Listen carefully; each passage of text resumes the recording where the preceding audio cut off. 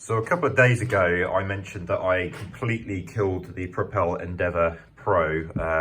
I basically took it riding along the seafront, totally my fault.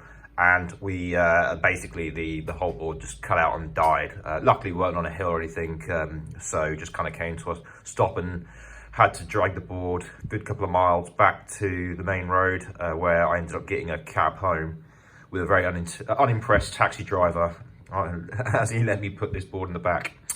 Anyway, so I've just spent quite a lot of time going through absolutely everything on this board. I've taken the wheels off, I've done the suspension, I have literally gone through everything to remove every single drop of seawater and chalk and all the other crap that it somehow managed to, well, you saw the picture. It was pretty rough.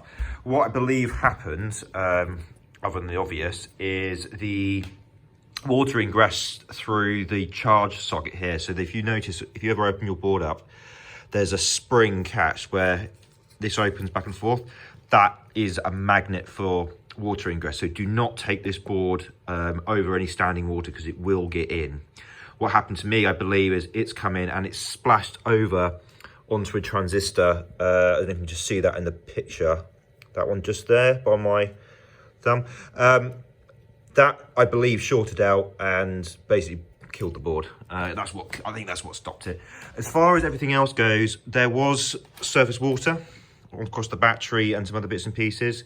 I don't quite know how that's got in. So what I've done is on the case, on the deck lid, what I've done is I've added some more weatherproofing in there.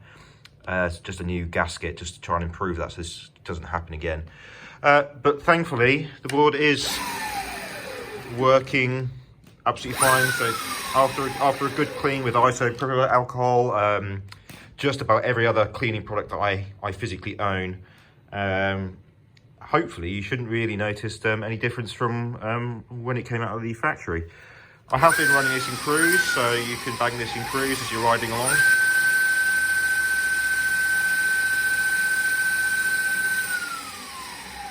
So what I've been doing is I've just had that running for about, I don't know, 30 minutes or so. I've clocked up a standing 11 and a half miles, which is quite impressive for a board doing absolutely nothing. So what I would suggest is, if you get a chance, try and add some something like a GT85 or some other water dispersant onto all the screws. The aluminium ones were fine, but I did notice on a few of the bolts they had pretty much corroded straight away. So just protect your board in that regard. There's not really a lot else I would sort of add really. It stood up quite well. I mean, you can see yourself, this is kind of night and day from how it was. But yeah, this is not a board to get wet. Don't get it wet.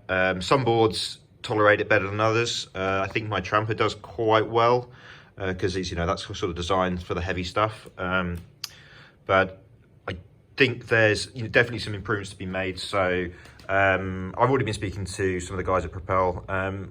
They're already aware of the antenna, so that's a weak point. I've knocked that off so many times.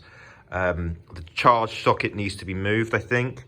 Ideally, it should be on the top somewhere, and just switch it out for.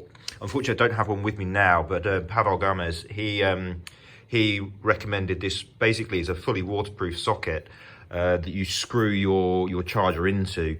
There's literally almost no way water's going to ingress through that socket. So I think that would be a good alternative. And the actual parts themselves are not very expensive.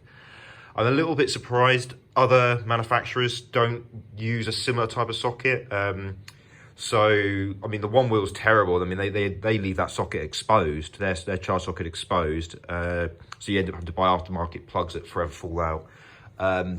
The original own boards use a 3.5 pin jack, and they might be 5.1 mil actually, but they are a magnet for water ingress, and they also have a tendency to short. It's very easy just to plug in at a slightly odd angle and the whole thing shorts out on you, which can be quite dangerous. Without a physical switch to isolate the battery from your charger, you could end up with a bit of bad time there. That's pretty much it. So yeah, a bit of a warning for you guys out there. Be careful. One other just note is I do have we've installed the Bluetooth adapter for the VESC, so I can now control it through like an app like yours truly, or just the standard VESC tool, so you can mess around with this. This has all been reprogrammed. That has definitely solved the curve issue. Yeah, I hope I'm taking this board out for a run at some point, maybe today or tomorrow. It's a bit wet outside, and I think I'm done with water for one lifetime. Cool. Hope everyone's having a good new year. Yeah, cool. Speak to you soon.